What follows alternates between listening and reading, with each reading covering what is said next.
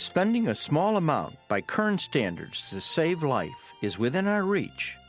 Why not?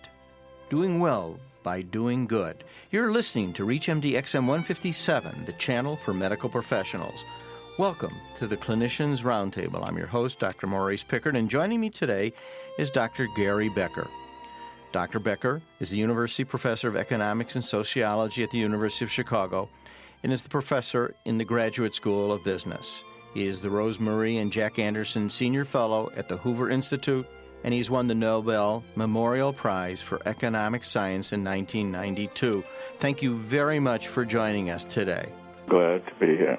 Dr. Becker, we have seen the increasing time that it takes for people who are on the waiting list for a donor for kidney and liver transplants. The list is getting longer. It used to be non-existent 10 years ago. It is now 5 years before somebody may receive an organ, and 50% of the people on the list will have died.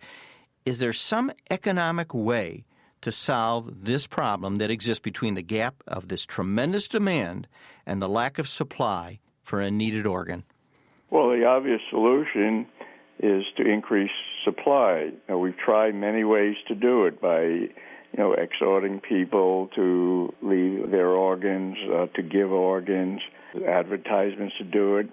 And they've had a very small amount of success, but as you said, far from sufficient to satisfy that growing demand as we have improved the ability to make organ transplants. So what's the solution? The solution is to take a much more radical approach and to start paying people for organs. Experience in economics with almost any item that you can imagine has been that when you raise the price, you elicit significant increases in supply, and I'm sure that will happen in the case of the supply of organs, particularly kidneys and livers. Using economic science, how do you come up with a price that will cause the demand to go up?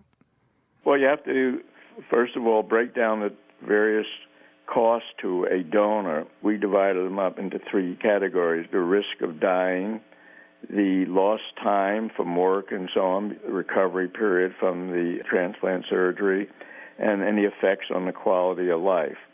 So we calculated what's the increased probability of dying. It's very small, but it's not zero. Sometimes surgeries go wrong, and so we have a method of putting a value on even small changes in the probability of dying. We did that. We estimated the average number of weeks that people lose as a result of being a donor, recovering, and then looking at the earnings of people, we could put a value on that. And then this was the hardest part. We tried to come up with some rough magnitudes of what any change in the quality of life would be for people. For most donors, the quality of life is normal. It isn't affected, but there is some small risk, and so we had to value that. Putting that all together, we estimated for kidneys in the United States, we would have to pay about $15,000 to get a sufficient number of kidneys to satisfy this large increase in demand that you mentioned. This paper was presented at the Hoover Institute. I'm sure that, knowing who you are, putting your weight behind this particular subject caused a lot of response. Could you tell me some of the feedback you got from the particular scientific data that you presented there?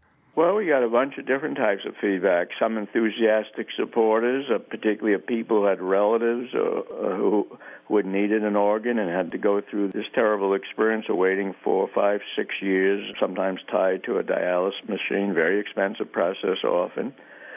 We also had some people who critical, who thought this was not moral, and I had to walk them through why I thought it was more moral than what we're doing now when we're condemning people either to death because they can't get an organ or to wait so long with a very low quality of life, that this would be a much more moral way of attacking this type of illness.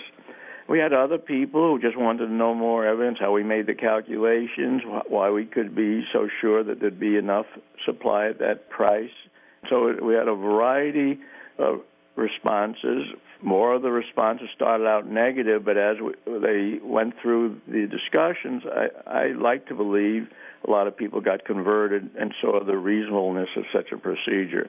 You've talked about the various methods that we've used to increase the number of donors, and this has failed.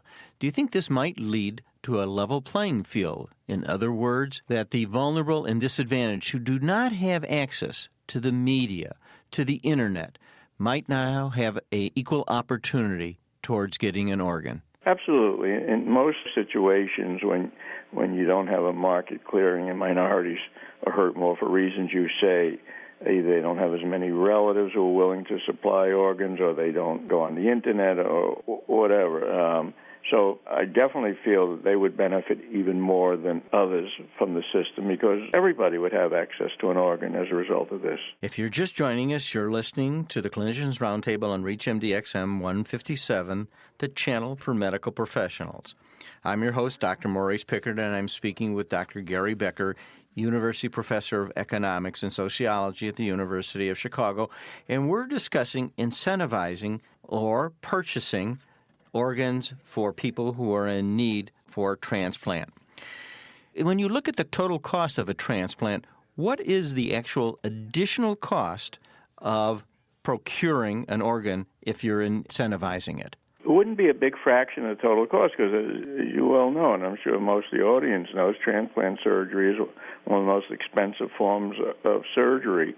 We had estimates for kidney transplants, as I remember it now, about $100,000, and for liver transplants, maybe $150,000 would be typical in the United States. If you had 15,000 to 100 some odd thousand, you'd get around 10 to 15% increase in the cost. So it's not an overwhelming increase in the cost. Do you think actually the cost that we now go through of procuring organs would actually go down? There would be certain things that would go down by adding this cost? Two types of costs would go down. One, you wouldn't have the procurement problem, or at least a much simpler procurement problem. You'd have to test the organ and so on. But now, from speaking to a transplant surgeon, as soon as they hear about a potential organ someplace, they have to fly often, rush down there to get it, come back quickly because it doesn't last that long, and then have the surgery. You would eliminate most of that problem under this system. The second problem that cost, in a general sense of cost, is you can make the transplant much more at the convenience of the recipient, depending upon when they're healthy enough to have the surgery. So you could match the timing much better to suit both the donor, of course, and the recipient, and that would be a significant reduction in some real costs as we think of costs. So there are a number of costs that would go down. And, of course, the enormous cost of being on chronic dialysis, which Medicare is paying for. I'm glad you mentioned that.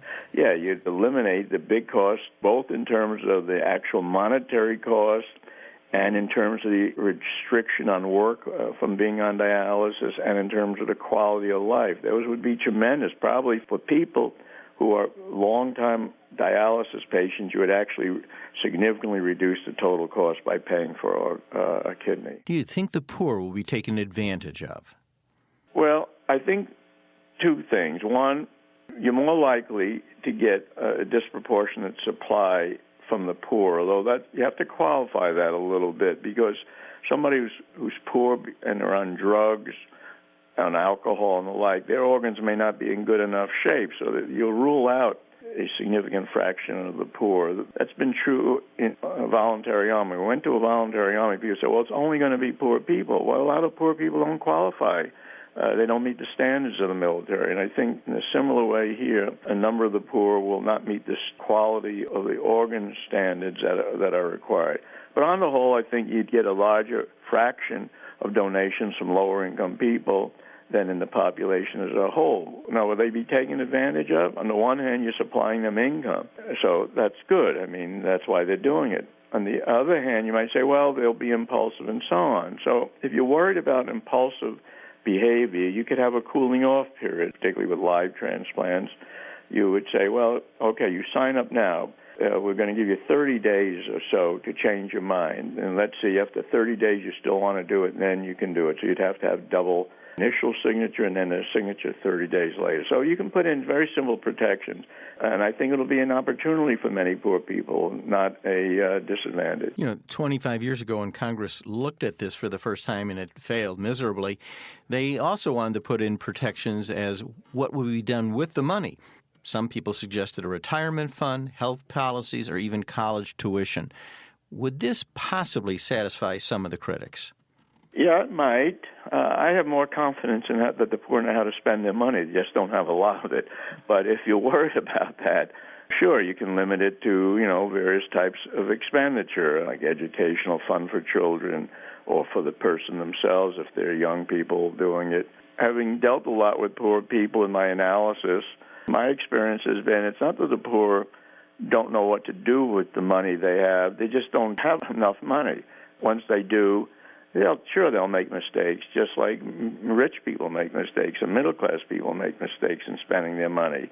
But I think they'll do a good job. They'll meet their basic needs. Some of it will be educational needs. Some will be other needs of things that to them are very important in their daily life. A lot of people object to selling body parts, and yet we have examples of eggs and surrogate mothers and corneas. How do you feel that this is really wrong, that we shouldn't sell a body part? It isn't ours to sell. Well, one of the basic freedoms, if you look at the history of freedom in philosophy, great philosophers, John Locke and others, the first thing they said is that people have the freedom of their body. They control themselves. It's the first thing they control, the most fundamental thing. Most totalitarian societies have tried to take away people's freedom over themselves. So if you take that as the fundamental freedom, that's what people say, women should be free in terms of what they want to do with the fetus. If you think of the fundamental freedom that people have over themselves, and I would include in that freedom over their body parts. And as you mentioned, we allow a lot of transactions in different body parts because the judgment was made it's important to allow those sort of activities to go on. I think that's a fundamental freedom that nobody else should have control over that. Who else would we say owns, different parts of my body? I'd like to think that I'm the owner of that, and I'm the one who has the freedom to do with it as I will. I may, as a young guy, may do daredevil type of activities with great risk. A lot of tricks on skateboarding and all these things, and surfing with high waves, because, we like to think, aside from certain extreme cases, that people are the best judges of what to do with their bodies. You talk about liberties, and we all grew up, life, liberty, in the pursuit of happiness. It appears within our grasp now, maybe for the first time, to present these liberties back to people who have chronic renal disease. I want to thank Dr. Gary Becker, who's been our guest today, and we've been discussing incentivizing donations of kidneys to people who've been waiting far too long on the list. I'm Dr. Maurie Pickard, and you've been listening to the Clinicians Roundtable on ReachMD XM 157, the channel for medical professionals. To listen to our on-demand library, visit us at reachmd.com. If you have comments or suggestions, call us at 888-MD-XM 157. Thank you for listening.